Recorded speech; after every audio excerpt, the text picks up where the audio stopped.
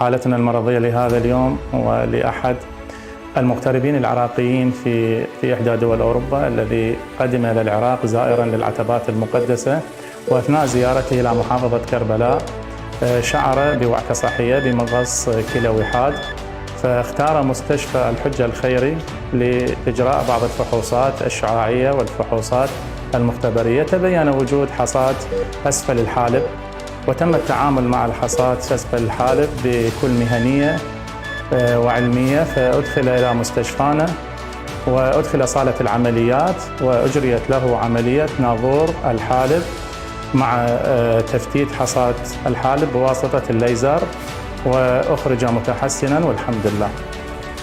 احنا عايشين برا مغنى بالصراحة. الخدمات هنا درجة أولى، النظافة درجة أولى، والكادر جيد جدا ممتاز والله بدون مجاملة.